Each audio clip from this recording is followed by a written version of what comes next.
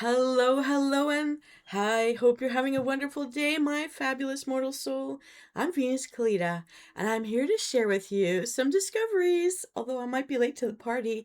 Mark Twain's sketches, new and old, first published in the complete form um, in 1882, the American Publishing Company, Hartford, Connecticut, and Chicago, Illinois. And I found that they were really fun. I discovered them when I was reading them back on Friday night. And sorry for that ding, ding, ding. Um, he's really funny. And I knew that he was a good writer and I heard about him, but I actually didn't ever cover him in school. They had us read things like Shakespeare. And I wanted to share a story called My Watch. I mean, maybe some of you are too young to have ever needed to wear one because our cell phones do everything for us. Am I right? The smartphones? Yeah. But, I remember the big deal getting a Swatch watch. Uh, 1 year for me, and it was like the biggest deal. I don't even know what happened to it or where it is. I just knew it was the biggest deal to have one. And I always wore mine. Apparently, someone told me I wear my watch as army style on the inside of my wrist, facing up to me, not out to the world. But I thought it kept it more safe and also protected my wrist from getting unwanted slivers. Anyways, here is something. It was written about 1870 and it's called My Watch, An Instructive Little Tale. Now, and I just wanted you to know that this is all in the public domain, these illustrations from the book as well as his stories themselves. So let me read it to you because it's so cute. I love it. You tell me what you think in the comments after you have a listen. So let's get comfy and cozy. It's a wonderful day in the garden to just sit and hear or read a tale. My beautiful new watch had run 18 months without losing or gaining, and without breaking any part of its machinery or stopping. I had come to believe it infallible in its judgments about the time of day, and to consider its constitution and its anatomy imperishable. But at last, one night, I let it run down. I grieved about it as if it were a recognized messenger and forerunner of calamity. But by and by I cheered up, set the watch by guess, and commanded my bodings and superstitions to depart. Begone! Next day I stepped into the chief jeweler's to set it by the exact time, and the head of the establishment took it out of my hand and proceeded to set it for me. Then he said, "She is 4 minutes slow regulator, wants pushing up." I tried to stop him. I tried to make him understand that the watch kept perfect time, but no. All this human cabbage could see was that the watch was 4 minutes slow, and the regulator must be pushed up a little. And so, while I danced around him in anguish, and I implored him to let the watch alone. No, no, no. He calmly and cruelly did the shameful deed. My watch began to gain. It gained faster and faster day by day. Within the week, it sickened to a raging fever, and its pulse went up to 150 in the shade. At the end of 2 months, it had left all the timepieces of the town far in the rear, and was a fraction over 13 days ahead of the almanac. It was away into November, enjoying the snow, while the October leaves were still turning. It hurried up house rent, bills payable, and such things, in such a ruinous way that I could not abide it. I took it to the watchmaker to be regulated. He asked me if I had ever had it repaired. I said no, it had never needed any repairing. He looked a look of vicious happiness and eagerly pried the watch open, and then put a small dice box into his eye and peered into its machinery. He said it wanted cleaning and oiling, besides regulating, come in a week.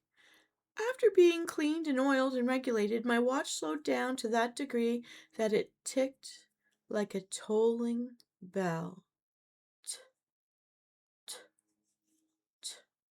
I began to be left by trains. Oh, no, no. I failed all appointments. I got to missing my dinner. My watch. Oh, my poor watch. My watch strung out 3 days' grace to 4 and let me go to protest. I gradually drifted back into yesterday, then day before, then into last week, and by the comprehension came upon me that all solitary and alone, I was lingering along in week before last, and the world was out of sight. I seemed to detect in myself a sort of sneaking fellow feeling for the mummy in the museum, and a desire to swap news with him. I went to a watchmaker again. He took the watch all to pieces while I waited, and then said the barrel was swelled. He said it could reduce it in 3 days. After this the watch averaged well, but nothing more. For half a day it would go like the very mischief, and keep up such a barking and wheezing and whooping and sneezing and snorting that I could not hear myself think for the disturbance. And as long as it held out, there was not a watch in the land that stood any chance against it. The rest of the day it would keep on slowing down and fooling along until all the clocks it had left behind caught up again. So at last, at the end of 24 hours, it would trot up to the judge's stand all right and just in time. It would show a fair and square average, and no man could say it had done more or less than its duty. But a correct average is only a mild virtue in a watch. And I took the instrument to another watchmaker. He said the king bolt was broken. I said I was glad it was nothing more serious. To tell the plain truth, I had no idea what the king bolt was, but I did not choose to appear ignorant to a stranger.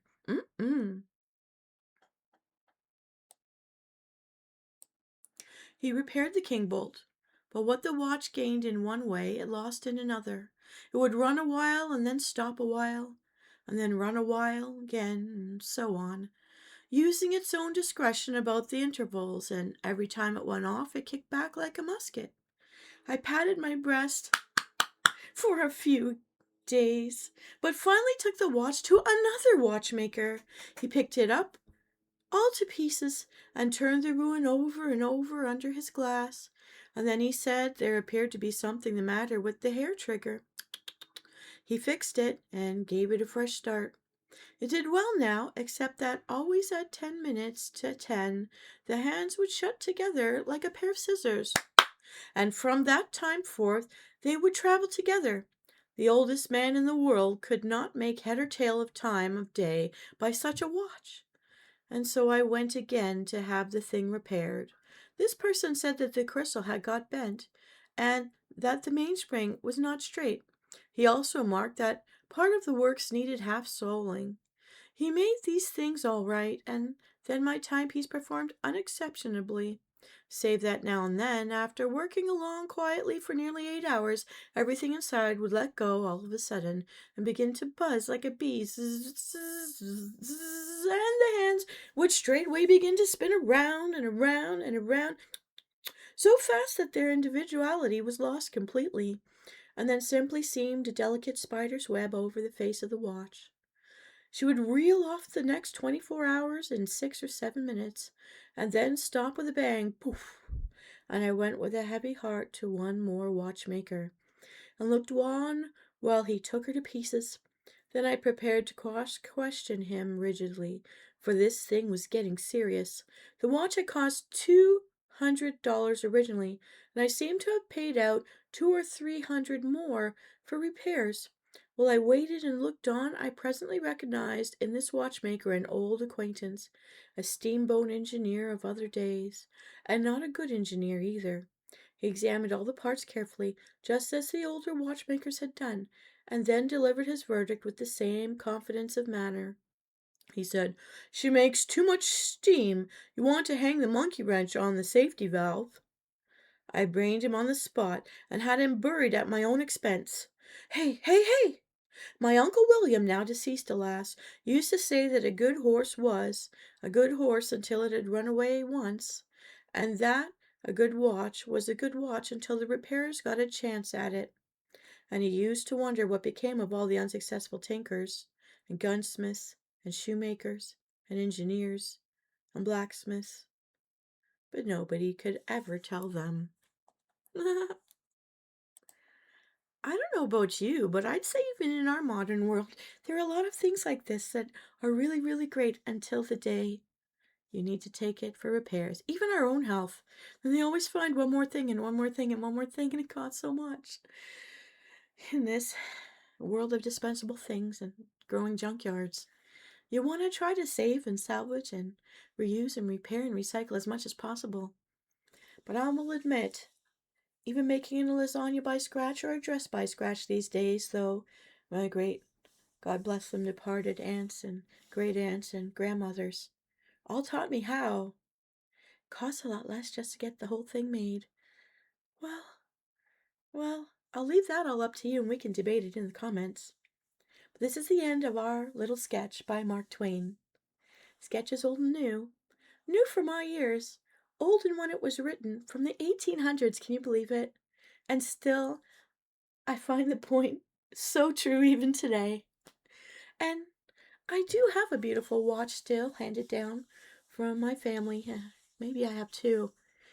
And I'm not so worried about whether or not they run anymore. I know they just need a battery or something. But I keep them because they're beautiful and because they were passed down. I hope you enjoyed me passing down this little story from Mark Twain. Sketches of a watch, an instructional tale. Guess you gotta trust your repairman, am I right? Well, Msoul, it's a beautiful day out there. Time to head for a walk in the garden. And don't worry, there's going to be more little sketches from Mark Twain. Just keep an eye out every couple of days, and I'll be passing time with you in the gardens. Well, have a wonderful day out there, Msoul. Time for me to get going. Let's get out there and enjoy this beautiful day. I'm Venus Callida. I'll see you next time. Bye.